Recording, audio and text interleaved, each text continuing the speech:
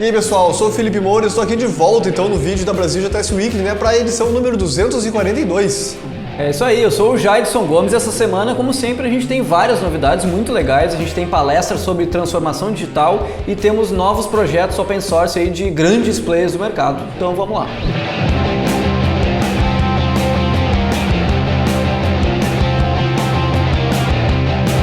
E a gente tem aqui um vídeo de uma palestra que rolou no Mobile Summit 2017, no finalzinho do ano passado, que é uma palestra do Alexandre Costa, uma palestra muito legal onde ele fala sobre acessibilidade e ele mostra de diversas maneiras como a gente não cuida da acessibilidade do jeito certo, né? Então ele cita vários exemplos, várias experiências que ele mesmo vivenciou e é uma daquelas palestras que com certeza vão enriquecer bastante, para nossa experiência e para o nosso trabalho daqui para frente também.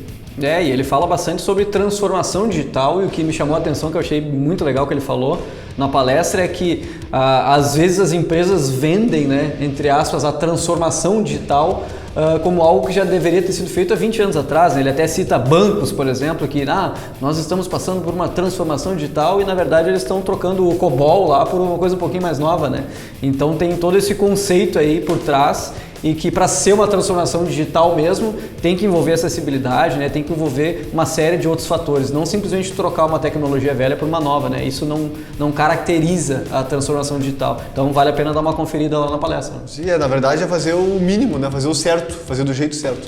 E nessa semana temos vários players, aí, os gigantes do mercado de tecnologia, lançando aí ferramentas open source, o que nos deixa aqui muito feliz. E nesse caso agora a gente tem a Apple liberando o FoundationDB, que é um banco de dados aí não relacional, pelo que eu entendi, e distribuído, E é um projeto que eles já vinham usando dentro da Apple e agora é open source, liberado para a comunidade e parece ser bem revolucionário, assim, levando em consideração aí esse banco de dados distribuído, É muito legal ver a Apple fazendo esse tipo de coisa, porque quer dizer que eles estão começando a prestar atenção no que está acontecendo em volta deles, isso é bem relevante. E a gente falou aqui algumas semanas atrás sobre o MongoDB, que estava implementando a segurança lá, a integridade de requisições lá no banco de dados, e esse FoundationDB ele já é nativo assim, então ele já garante a integridade de queries lá, então é bem interessante. E essa foi uma semana bem importante para o mundo open source aqui. Nós temos mais um grande player liberando um novo projeto. Trata-se da Netflix liberando o Titus, um projeto open source que gerencia os containers que eles utilizam na sua infraestrutura. E é muito impressionante a infraestrutura que eles usam, porque imagina só tu entregar tantos vídeos, muitas vezes em Full HD, para tantos clientes ao mesmo tempo. Então eles até comentam que eles têm milhões de containers lá, e um gerenciador desse tipo tem que ser realmente muito robusto. E o LinkedIn também anunciou projeto novo e open source essa semana, e tem um artigo muito legal lá no blog de engenharia deles, onde eles falam bastante sobre essas duas tecnologias lá. E para quem gosta de CSS, que não é o meu caso, é um prato cheio, eles conseguiram otimizar lá em 94%, o tamanho e a performance desse CSS. Eu achei muito legal e também a motivação deles foi muito interessante, porque eles realmente comentam muito sobre, por exemplo, a forma como hoje a gente transpila o CSS e acaba gerando um monte de hashes, por exemplo, na hora de trabalhar com componentes, Então eles conseguiram otimizar de uma maneira que tu continua trabalhando com os seus componentes modularizados ali com CSS, mas de uma maneira muito mais otimizada, muito menor, o código fica muito mais limpo e ainda tem uma segunda ferramenta que tu passa em cima que otimiza o resultado final disso tudo. Então realmente dá muita diferença e eu vou pegar para testar com certeza, que eu acho que tem muito potencial aí. Quando a gente acha que chegou no limite de otimização, com todas as ferramentas que tem hoje para otimização de CSS, agora com esses dois projetos do LinkedIn a gente acha que chegamos no ponto final, assim. Não sei se tem como otimizar mais do que isso, ponto crítico, tamanho, então tá de parabéns ao pessoal. Foi bem impressionante, é verdade. E nós temos um outro projeto aqui também, open source, que é um projeto da Microsoft. Ele já havia sido lançado, mas ele chegou finalmente na sua versão estável 1.0, que trata-se do SonarWall. Esse é um projeto muito legal que fala sobre os linters na internet, Então a gente realmente vê muita gente comentando sobre a fadiga que é trabalhar com tantas ferramentas diferentes, tantos pré-compiladores e linters, e a Microsoft está aí tentando resolver esse problema. É legal que eles têm uma ferramenta online, então tu pode colocar o teu site lá, e ver seguindo as convenções lá da Microsoft desses linters, ver como é que está a saúde da tua aplicação, E também pode integrar isso direto, no teu processo de build ali, com um pacote Node, e automatizar também esse processo de lint, né? Não só para JavaScript, né? E sim para todo o ecossistema web, né? E isso é que torna o projeto muito legal. Isso é muito legal, tu pode instalar um só que linta todas as linguagens que tu está trabalhando, muito bom. E chegamos àquele momento mais humorístico aqui da BrasilJS, onde a gente traz uma tirinha aí da internet, e dessa vez a gente tem uma tirinha lá do pessoal do Commit Strip, que tem várias tirinhas muito engraçadas, e dessa vez a gente trouxe uma que a gente acha que vocês vão achar engraçado também. E aqui no primeiro quadrinho a gente tem dois desenvolvedores conversando, né? E um chega e pergunta, bom, como é que tá indo aí, né, no deploy de containers? E o que está desenvolvendo ele diz, bom, não estou indo muito bem não, tem um erro aqui que eu não consigo entender. E a pessoa que está atrás, né, diz, pois é, esse não é um erro muito comum mesmo, né. E ele pergunta então, bom, então qual é o problema, né, tu já viu isso antes? Aí troca para o próximo quadrinho, ele diz, claro que eu já vi isso antes, né, mas eu vou deixar tu perder uns minutos aí, né, até tu aprender como é que isso funciona, né, tu ter a tua jornada de aprendizado. Aí ele sai, e aí alguns minutos depois ele volta, né? E aí, tu ainda tá preso nesse problema? E o desenvolvedor, ele, pois é, tô preso ainda. Daí ele, bom, olha só, é que tu tá esquecendo um parâmetro aqui, só coloca esse parâmetro aí que vai funcionar. Aí ele, pois é, como eu tinha esquecido disso, né?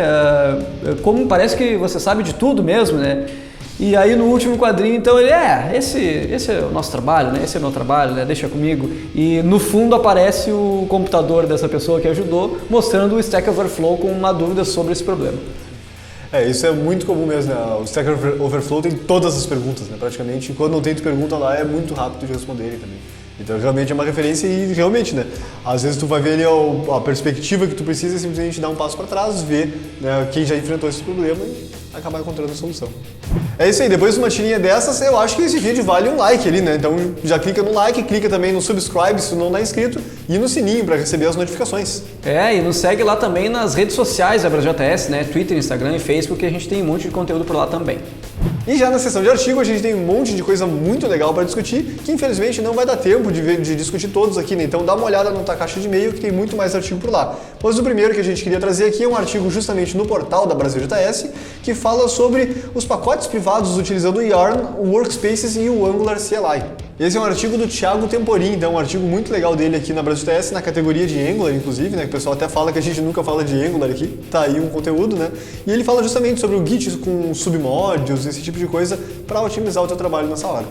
E essa semana voltou à tona aí um assunto muito delicado, né, e envolvendo aí o nome do JavaScript, né? Para quem não sabe, o nome JavaScript, né, a Oracle é dona, né? Quando a Oracle comprou a Sun, essa patente do uso do nome ficou com a Oracle, né? E então até normalmente acaba que a comunidade volta a discutir sobre esse assunto, né? E essa semana rolou uma thread lá no Twitter, no Reddit também, no GitHub sobre isso, porque aparentemente a Oracle começou, né, a cobrar, né, a pessoas que usam o nome JavaScript em nome de aplicações ou nome de softwares, enfim. Então, inclusive lá o Rick Waldron, que faz parte do TC39, já tem um advogado trabalhando junto com ele para tentar bater de frente com a Oracle, né? É uma coisa difícil, né? Mas vai tentar bater de frente, porque não faz sentido nenhum, né? O uso desse nome, né? Ou a gente tem que começar a usar outro nome, né? Tem outras sugestões.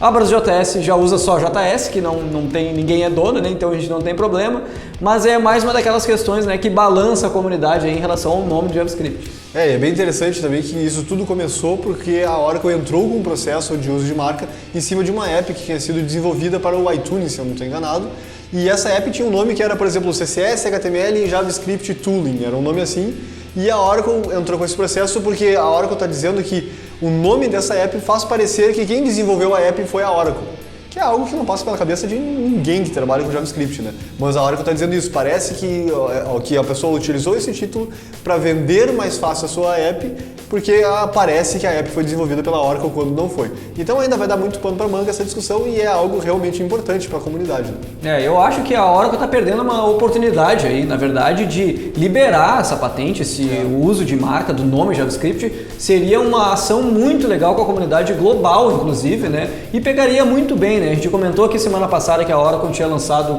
um projeto open source, né, que foi muito legal, e tá aí uma oportunidade para eles, na verdade, de fazer uma ação com a comunidade web em geral, né, uma ação legal, né, e que a gente sabe que esse uso de nome não faz sentido nenhum, né? Era só renovar mesmo. Eles não estão fazendo dinheiro com isso mesmo, então por que não, né? É só parar de renovar, na verdade, o registro da marca. Tem um outro artigo aqui que fala também sobre uma novidade do Webpack, que é o suporte ao preload e o prefetch agora, né? O link com o hell, preload e prefetch, que agora o Webpack vai dar suporte e que são muito relevantes também e facilita inclusive na hora do build, justamente para tu não ter que fazer certas coisas que o build precisava fazer, agora tu usa as tecnologias mais modernas, né? Inclusive me lembro uma discussão que o pessoal estava tendo agora há pouco no Twitter sobre a gente parar de dar suporte às duas últimas versões dos navegadores e passar a dar suporte a navegadores que tenham mais do que 25% de uso, por exemplo. Que realmente as duas últimas versões dos navegadores te faz carregar um pacote de coisas ali que hoje já não são mais tão necessárias e provavelmente tu não tem nenhum usuário acessando. Então é o tipo de discussão que é muito interessante de ter e é legal ver que o Webpack está caminhando na direção de realmente passar a usar as versões nativas das tecnologias que estão por ali, né? E na próxima semana vai acontecer o E-Feito, o principal evento de tecnologia lá do Facebook, e a gente vai ter uma surpresa, a gente vai fazer uma cobertura direto de lá, então a próxima Brasil TS Weekly será diretamente lá dos Estados Unidos, dentro do E-Feito. E para quem estiver aqui em Porto Alegre, vai rolar uma Watch Party, que é a transmissão, né, de alguns keynotes e outras ações com a comunidade, né, do Developer Circles. Então vai acontecer no dia 1º de maio, tem o link aqui, né, para vocês se inscreverem e participar. É de graça, vai ter comida, vai ter cerveja, vai ter sorteio de brindes e um monte de coisa legal. E agora a gente caminha aqui para a parte mais filosófica da Brasil GTS Weekly, né, que é a parte da frase da semana. E nós temos a seguinte frase: algumas semanas de programação vão te salvar algumas horas de planejamento. Essa é uma frase genial, realmente, porque se tu passar algumas horas se planejando, vai poupar muito trabalho na hora de programar. Mas tu tem, evidentemente, a opção de programar algumas semanas e assim economizar algumas horas de planejamento. E é aquela coisa, né? Às vezes a gente é muito ansioso, já quer sair codificando, né? Sem pensar muito bem, mas depois esse código vai ser jogado fora, né? Ou vai ter que ser melhorado e acaba consumindo mais tempo, né? Tu vai ser punido por isso, verdade. E é isso aí, pessoal. Com essa bela frase, então chegamos ao final aqui da Brasil TS Weekly número 242. Espero que vocês tenham gostado. É isso aí, e muito obrigado aos 11 colaboradores, né, que contribuíram com essa edição. E se tu não está inscrito aqui no canal, te inscreve no canal e já dá um like ali no vídeo também e clica no sininho, né? É isso aí, até a próxima então, que vai ser uma edição diferenciada direto lá do E-Feito. É isso aí, um abraço e até a semana que vem. Olá, pessoal, só um pouquinho. Eu vou dizer que eu voltei, né, que eu dá uma... Acho que o pessoal vai notar. Agora é tua? Tá contando, deixa eu contar, peraí. Vamos na ordem. E nessa semana a gente teve... O plural de feliz é felizes. Acho que é Tyrus. Sobrenome do super-herói, né? Tyrus. Estaria aí... Deu aqui... Pá! Aí ele chutou e eu fiz... Tafarel! Aí ele ficou me olhando assim.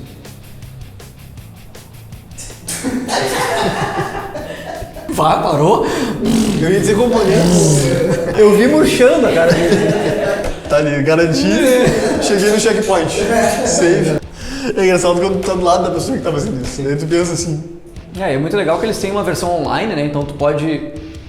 vou espirrar. Quem ia falar minhas entradas? Eu virei e falei o quê mesmo? Ai, meu Deus. Tu falou tipo, a gente achou uma tirinha que a gente acha que vocês vão achar engraçado. De quem é esse artigo mesmo? É do... Eu tinha visto e esqueci. Quem foi? Já na seção de artigos a gente tem muita coisa muito... Que é um artigo do Thiago Temporim, né? Então... Aqui, ó, tu domina, passa no ar pro cara chutar ele aqui, ó. Pimpa na gorducha. Peraí. Que bom, né? Eu já esqueci. A buzina paralisadora. Semana da Weekly. Então acho que ele precisa ver o bagulho ali, ó, e pum, aqui. Mas tu tem a opção, claro, de programar algumas semanas a mais e daí poupar algumas horas de planejamento e de um sino tocando e de muitas palmas batendo. Rebobina.